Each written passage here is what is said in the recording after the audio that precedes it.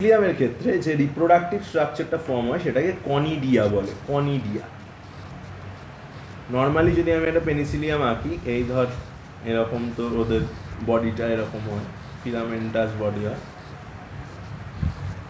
ওদের লাস্টে এরকম এরকম দানার মতো দেখতে কনিডিয়া দেখা যায়, ঠিক আছে? তো ওদের এই কনিডিয়াই হচ্ছে কি না, ওদের হচ্ছে রিপ্রোডাক্টিভ স্ট্রাকচার। এখান থেকে ওদের নেক্সট জেনারেশন তৈরি হয়। আচ্ছা, তো এই স্ট্রাকচারটা কি করে তৈরি হয় সেটা আমরা একটু দেখব। আচ্ছা, তো কনিডিয়া তৈরির জন্য এরকম একটা কনিডিয়ার স্টক থাকে, ঠিক আছে? প্রত্যেকটা সেকশনের স্ট্রাকচার আমরা আলাদা আলাদা করে দেখব। আচ্ছা, যেটা রাইজ হয় একটা হাইফি থেকে।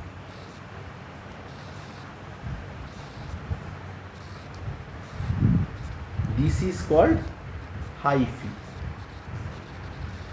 ওকে, হাইফি হাইফি মানে কি, আগের দিন হাইফির কথা বলেছিলাম যে এই যে ফিলামেন্টাস যে স্ট্রাকচারগুলো দেখা যায় কার ক্ষেত্রে না, ফানজাইয়ের ক্ষেত্রে, সেগুলোকে বলা হয় হাইফি। হাইফি দুরকম হয় বলেছিলাম। হাইফির মাঝে যদি এরকম সেপ্টাম থাকে তাহলে তাদের বলা হয় সেপ্টেড হাইফি, আর যদি হাইফির মাঝে সেপ্টাম না থাকে, শুধু নিউক্লিয়াস থাকে, তাহলে তাদের বলা হয় আসেপ্টেড হাইফি। সেপ্টেড হাইফি একটা হায়ার ক্যাটাগরির ফানজাইয়ের ক্যারেক্টারিস্টিক্স, আর আসেপ্টেড হাইফি হচ্ছে একটা লোয়ার ক্যাটাগরির ফানজাইয়ের ক্যারেক্টারিস্টিক্স, ঠিক আছে? তো আমরা যেহেতু পেনিসিলিয়াম করছি, as penicillium is an higher category fungi, so আমরা কি না এক্ষেত্রে দেখতে পাবো যে সেপ্টেড হাইফি দেখা যাচ্ছে।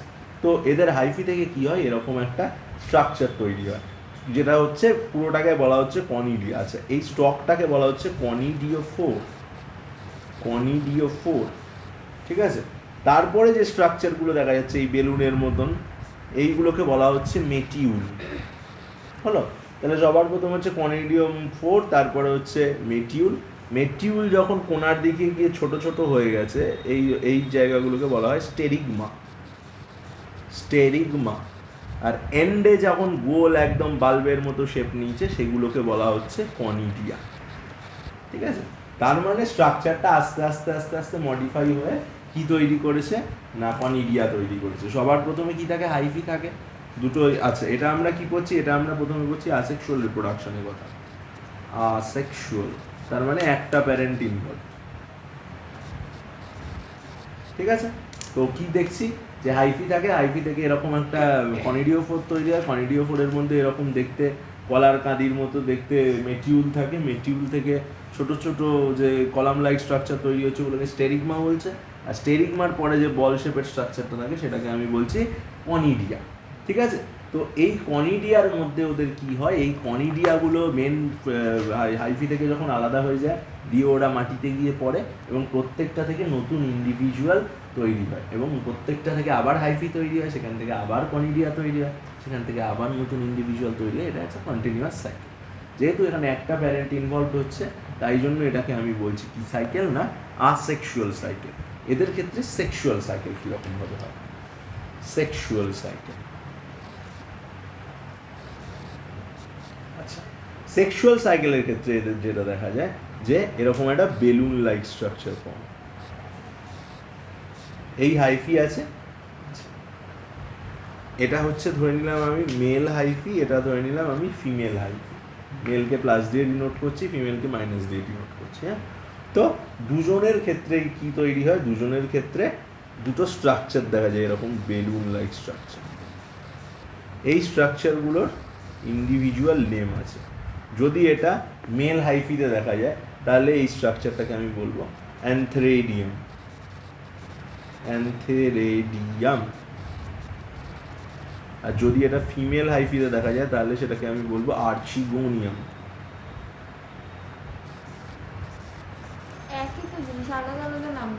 মেল হাইফি আর ফিমেল হাইফিতে থাকে বলে, মেল হাইফিতে কিছু থাকলে তার নামের আগে অ্যান্থ্রে বসে বা অ্যান্ড্রো বসে, ফিমেলে কিছু থাকলে গাইনো আর আর্চি এই ওয়ার্ডগুলো বসে। তো মেলে যখন থাকছে তার নাম হচ্ছে অ্যান্থেরেডিয়াম, আর ফিমেলে যখন সেটা থাকছে সেটার নাম হচ্ছে আর্চিগোনিয়াম, ঠিক আছে? আচ্ছা, এইবার যেটা দেখা যায় যে এরা দুজন পাশাপাশি আসে কোনো একটা কারণের জন্য, ঠিক আছে? মেল আইপি ফিমেল আইপি পাশাপাশি আসে, এবং কি হয়, এটা ধর আমি এখানে এক্সটেন্ড করে দিলাম, ব্যাপারটাকে এক্সটেন্ড করে দিলাম, আর এটা ধর এই দুটো পাশাপাশি আছে। এই দুটো পাশাপাশি যদি থাকে কি হয়, যে মেল হাইফি আর ফিমেল হাইফি পরস্পর এরমভাবে পেঁচিয়ে যায়।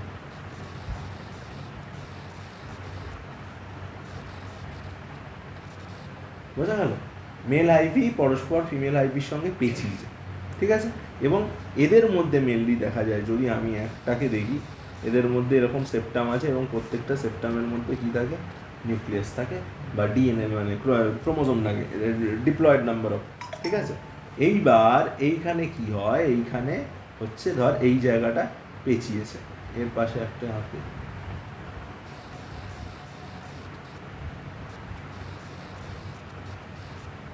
ধরে নে এই জায়গাটা পেঁচিয়েছে, হ্যাঁ? তো দুজনের সবার প্রথমে নিউক্লিয়াস পাশাপাশি আসে, ঠিক আছে? দুজনের নিউক্লিয়াস পাশাপাশি আসলো, তো ওই সেকশনটা দেখছি।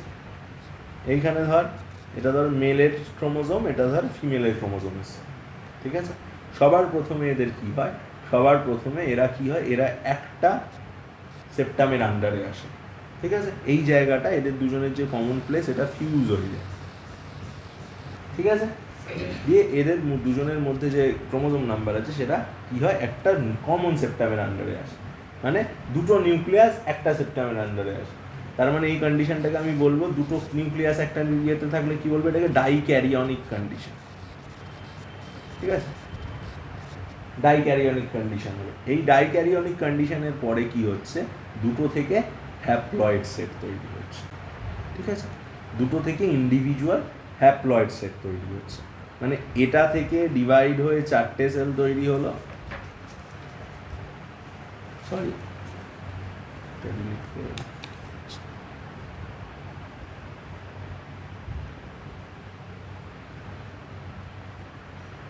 এটা থেকে ডিভাইড হয়ে 4টে সেল তৈরি হলো, আর ওটা থেকেও ডিভাইড হয়ে 4টে সেল তৈরি হবে,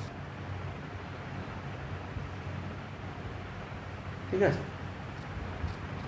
ঠিক আছে, এইবার কি হয়? এদের মধ্যে এই 4টের মধ্যে আর এই 4টের মধ্যে যে কোনো একটা করে সার্ভাইভ করে। ধর এটার থেকে এটা সার্ভাইভ করলো, এটার থেকে এটা সার্ভাইভ করলো। কেন একটা করে সার্ভাইভ করে? বাকিগুলোয় সাইটোপ্লাজমিক কন্টেন্ট কম থাকে, ওই জন্য বাকিগুলো ডিস্ট্রয় হয়ে যায়, হলো? তার মানে পরে কি থাকলো? এর একটা এনের সেট, এর একটা এনের সেট, দুজনেরই এন, দিয়ে দুজনে ফিউজ করে তৈরি করলো 2n, হলো? এই 2nটা কি হয়? এই 2n থেকে স্পোর তৈরি হয়। এই 2nটা এবার কি করে? মাইটোটিক সেল ডিভিশন করে, ঠিক আছে?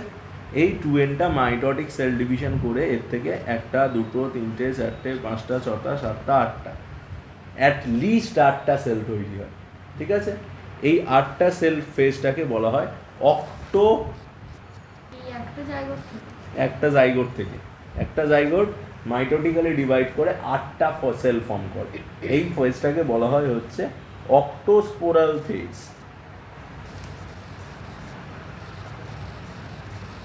ঠিক আছে?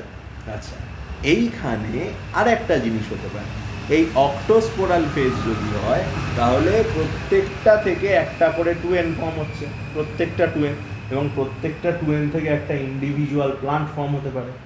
এই একটা ঘটনা হতে পারে। আর একটা ঘটনা হতে পারে এখানে, এই 2nটা যেটা আছে, এই 2nটা মিওসিস করে, ভালো করে মনে রাখবে, এই 2nটা একটা মিওসিস করে। এই 2nটা যদি একটা মিওসিস করে তাহলে তার সেল নাম্বার কত হয়ে যাবে?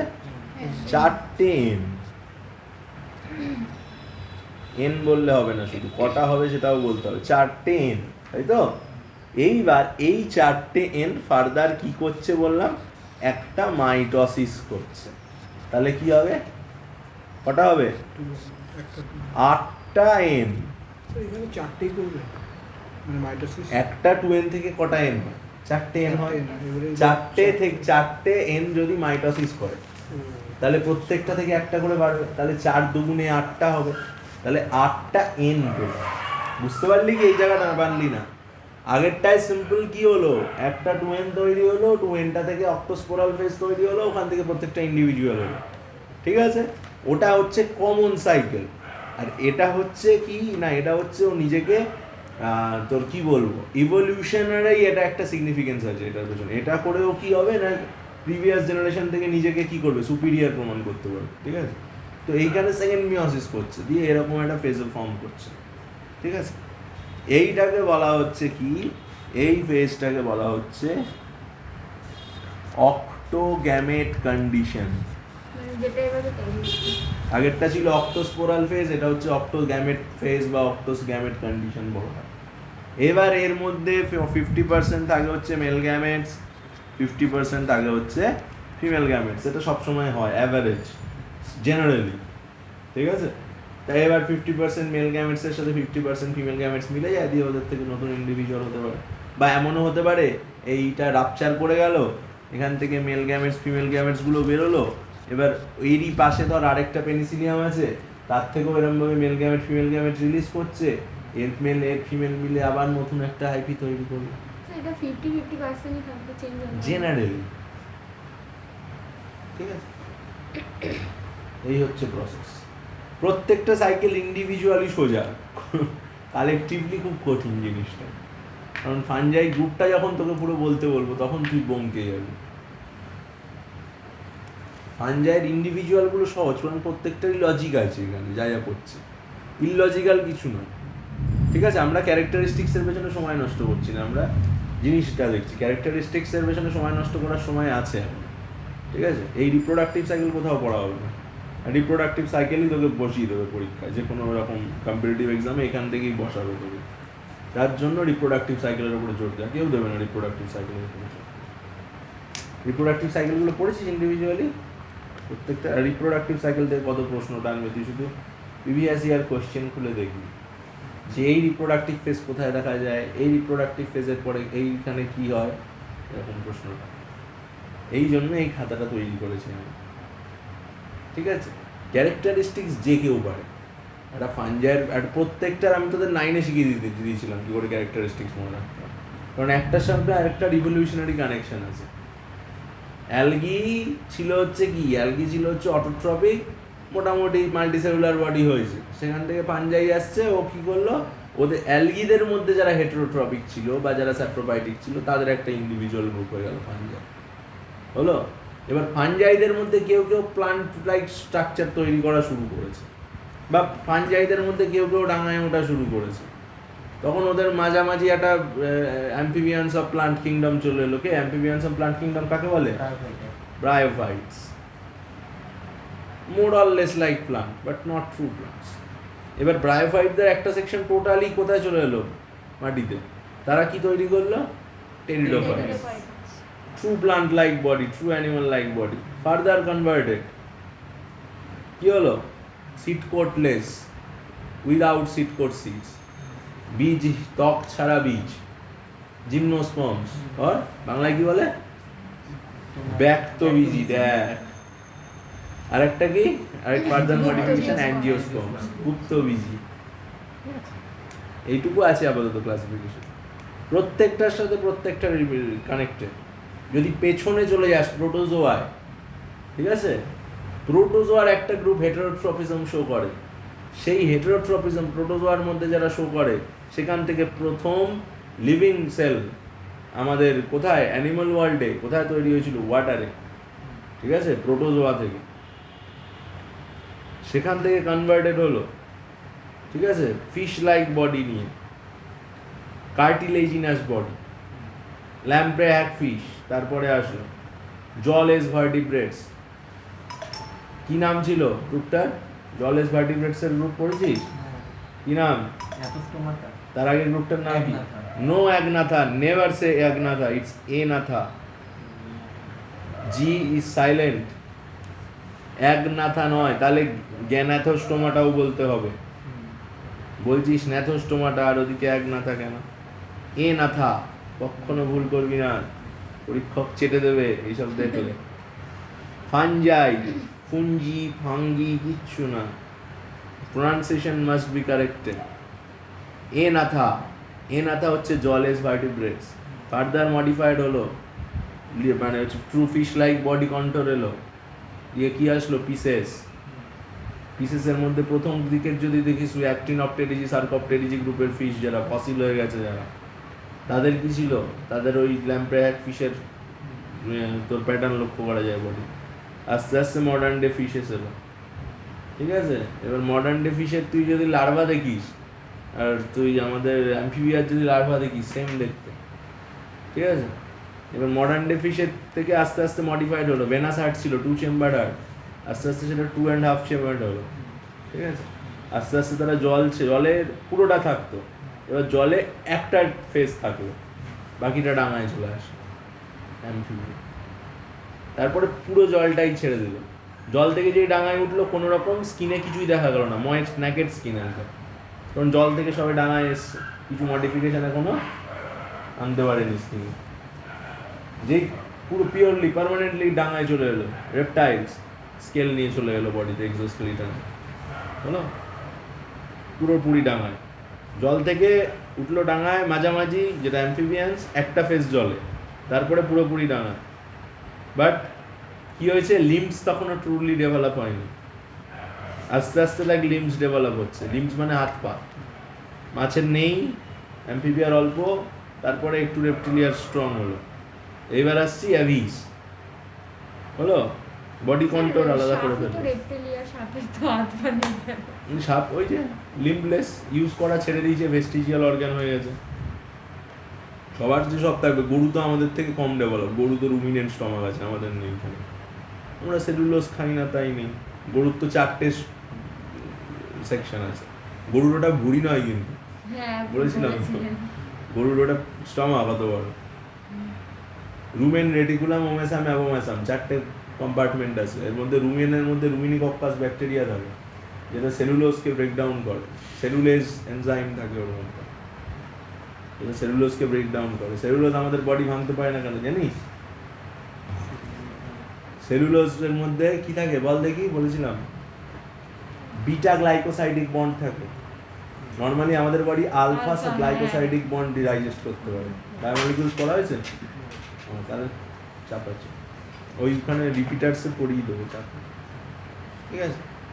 তো আলফাটা ভেঙে দিই আমরা, আলফা আর বিটার মধ্যে পার্থক্য কি, দেখ কোথা থেকে কোথায় চলে গেল, কি হয় বল একটু রিক্যাপিচুলেট হচ্ছে যখন, বল আলফায় কি হয়, বন্ডের ওরিয়েন্টেশন একই দিকে থাকে, দুজনেরই আইদার নিচ থেকে বা উপর থেকে বন্ড হবে, আর বিটায় কি হয়, ওরিয়েন্টেশন আলাদা হয় বন্ডের, মনে রাখবি এগুলো। আচ্ছা যাই হোক, তো এখানে আমি কি বলছিলাম, কাল লাইফ সাইকেলের কথা বলছিলাম, যে পেনিসিলিয়ামের লাইফ সাইকেলের কথা বলছিলাম। তো পেনিসিলিয়ামের ক্ষেত্রে দুরকম লাইফ সাইকেলের কথাই বললাম। আচ্ছা, এবার আমরা কোন গ্রুপ দেখবো, এবার আমরা দেখবো হচ্ছে অ্যাগারিকাসের কথা দেখবো। আচ্ছা, অ্যাগারিকাসের ক্ষেত্রে স্ট্রাকচারটা কী হয়, যেটাকে সাধারণ কথায় আমরা ব্যাঙের ছাতা বলে থাকি। অ্যাগারিকাসের লাইফ সাইকেলটা কীরকম হয়? অ্যাগারিকাসের ক্ষেত্রে স্ট্রাকচারটা এরকম হয়, টুপির মতো আমব্রেলা লাইক স্ট্রাকচার দেখা যায়।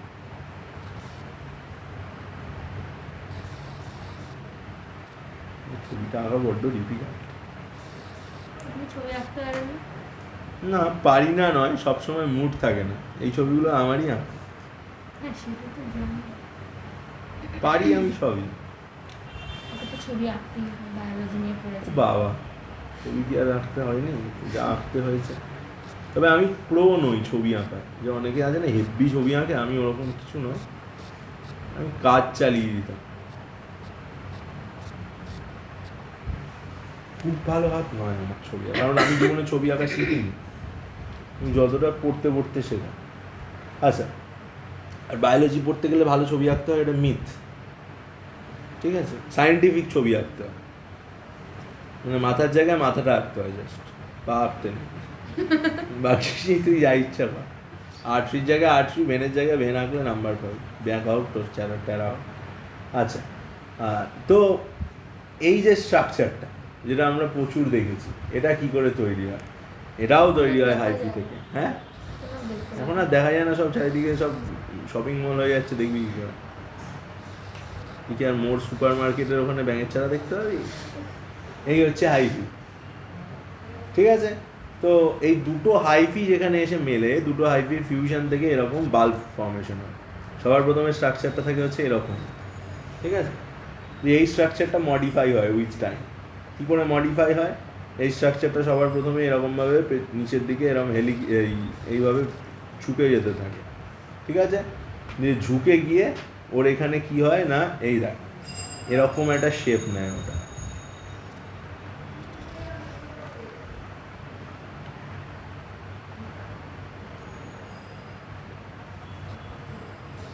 ওই বাল্বটা এরকম শেপ নেয়, ঠিক আছে? দিয়ে এটা পার্মানেন্টলি মডিফাইড হয়ে এই শেপটায় আসে, ঠিক আছে? এটা হচ্ছে একদম ম্যাচিওর কন্ডিশনের ছবি।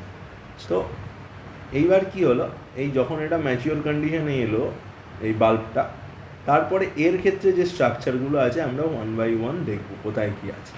আচ্ছা, সবার প্রথমে এটাকে বলা হয় হচ্ছে সরি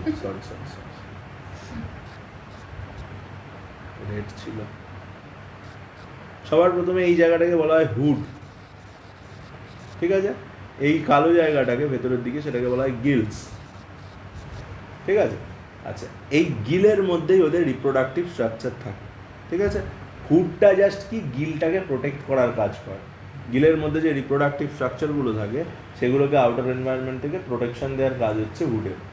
আচ্ছা, এইবার আমরা যেটা দেখবো সেটা হচ্ছে স্ট্রাকচারটা, ইনার স্ট্রাকচারটা কীরকম গিলের। গিলের মধ্যে কি থাকে? সেলস থাকে এরকম,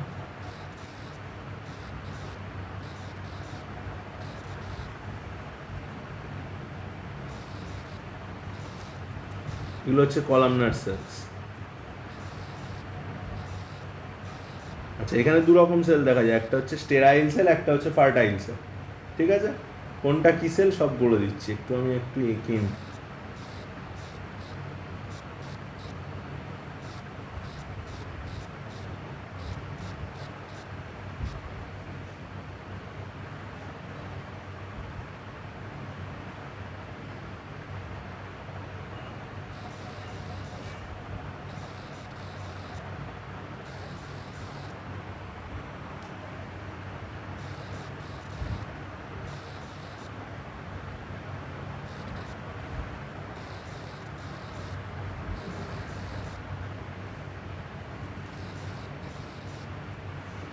তো এই হলো টোটাল স্ট্রাকচারটা। আচ্ছা, এখানে কিছু রিজিয়ন আছে, কোনটা কি রিজিয়ন আমরা দেখব। সবার প্রথমে হচ্ছে এই যেগুলো ঝুলছে এগুলোকে বলা হয় হাইমেনিয়াম, ঠিক আছে? আচ্ছা, এইবার হাইমেনিয়ামের নিচে যে এরিয়াটা আছে রেড কালারের টিস্যু দিয়ে, ওইটাকে বলা হয় হচ্ছে সাব হাইমেনিয়াম। এই সাব হাইমেনিয়ামের কাজ কি? সাব হাইমেনিয়ামের কাজ হচ্ছে এখানে মেনলি কি সেল থাকে? এপিডার্মাল সেলস থাকে। এই এপিডার্মাল সেলগুলো ডেভেলপ হয়ে হাইমেনিয়াম ফর্ম করে। হাইমেনিয়ামগুলো মেনলি কি হয়, উইথ টাইম সেগুলো রাপচার করে যায়, ঠিক আছে? বা সেখান থেকে নতুন ইন্ডিভিজুয়াল তৈরি হয়ে যায়, সেগুলো খসে পড়ে যায়। এই সাব হাইমেনিয়াম লেয়ারের সেলগুলো ফার্দার নতুন হাইমেনিয়াম সেল তৈরি করে, ঠিক আছে?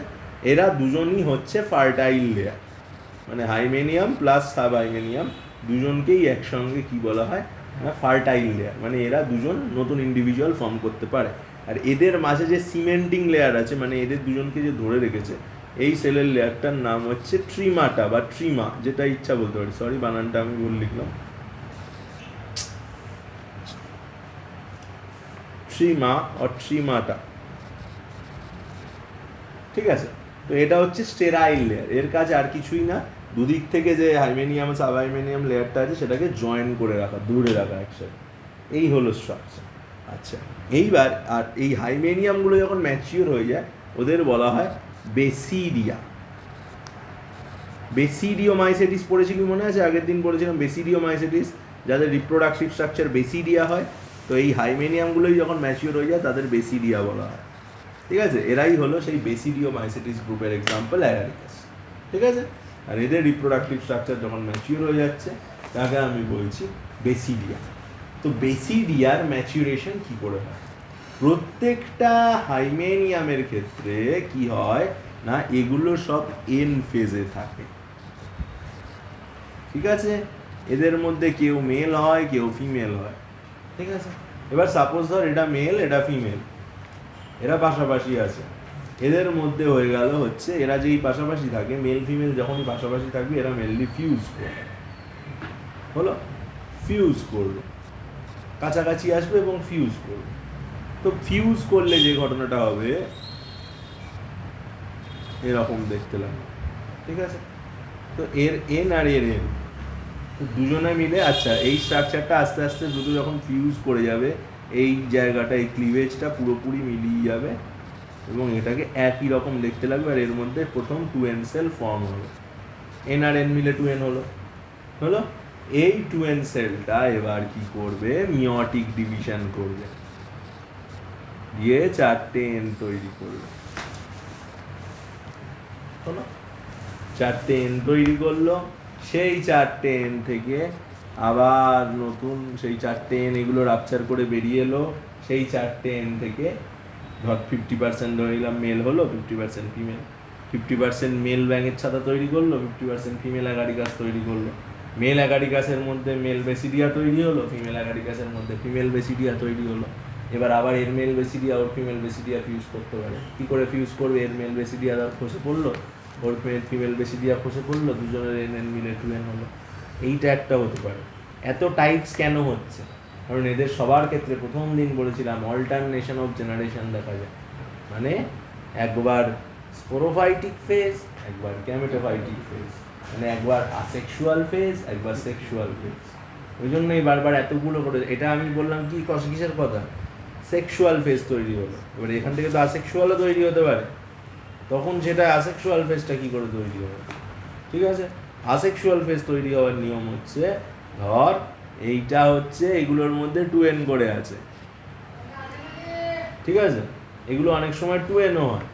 সব কটা যে এর মধ্যে, মানে যদি ওটা কি থেকে তৈরি হয়, যদি ওটা স্পোরোফাইটিক ফেজ থেকে তৈরি হয়, তাহলে কি হয়, এর মধ্যে 2n ফেজ থাকবে। স্পোরোফাইটিক আর গ্যামেটোফাইটিককে বাংলায় কি বলে? স্পোরোফাইটিক লিঙ্গধর আর রেণুধর, হ্যাঁ হচ্ছে নাকি। ঠিক আছে, স্পোরোফাইটিক আর গ্যামেটোফাইটিক। তো স্পোরোফাইটিকের ক্ষেত্রে কি হবে, এই বেসিডিয়াগুলো 2n ফেজের হবে, আর গ্যামেটোফাইটিকের ক্ষেত্রে বেসিডিয়াগুলো n ফেজের হবে।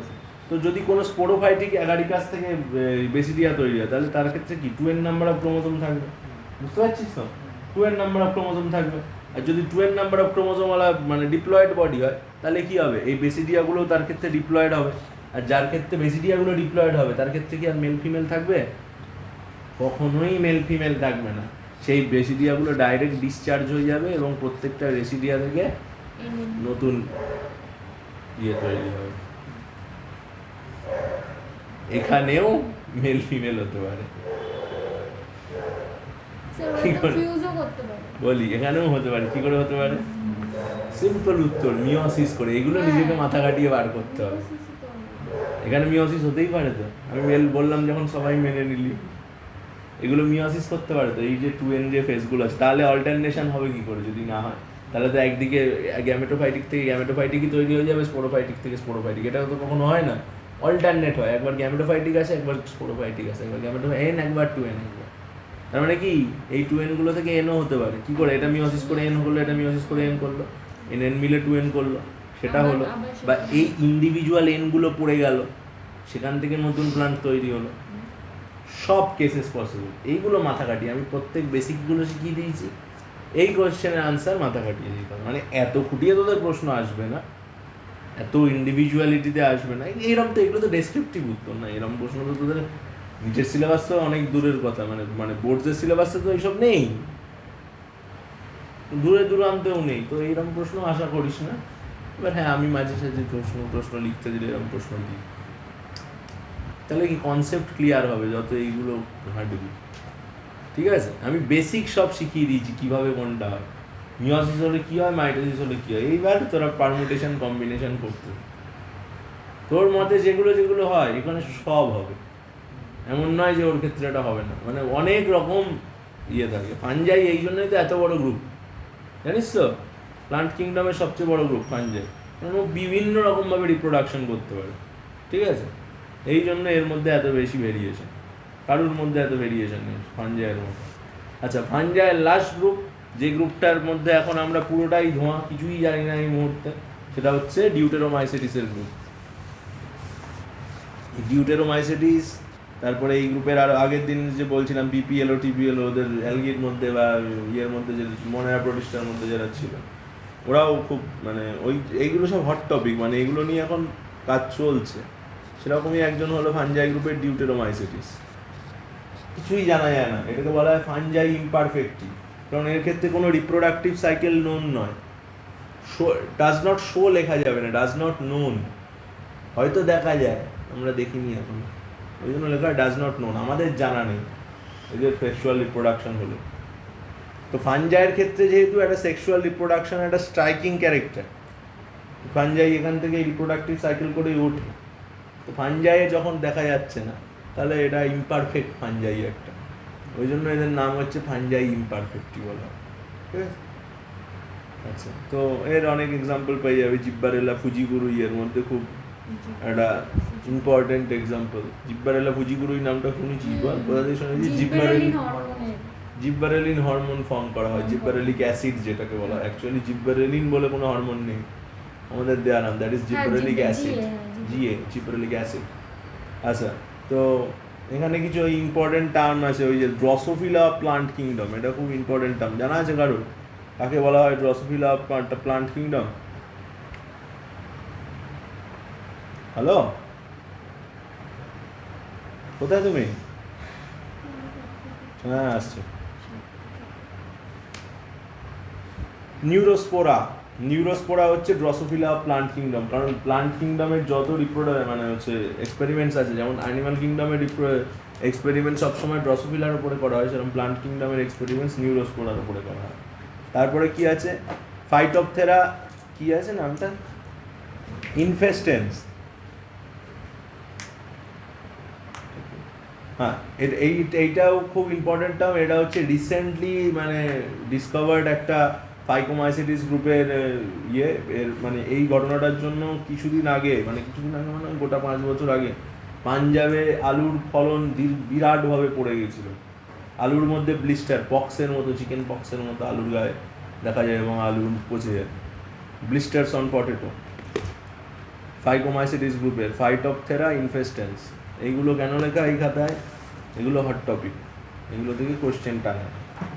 আচ্ছা, তো আর সেরকম কিছু নেই এখানে। ভাইরাস আছে।